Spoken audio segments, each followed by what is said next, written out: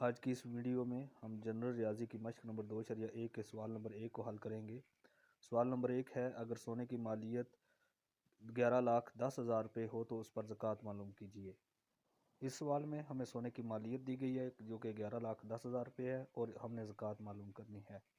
سب سے پہلے ہم سونے کے مالیت لکھ لیں گے جو کہ 11,10,000 روپے ہے۔ اس کے بعد ہم زکوٰۃ کی شرح لکھ لیں گے، اور زکوٰۃ کی شرح ہمیں معلوم ہے کہ 2.5% یا 1/40 کے برابر ہوتی ہے۔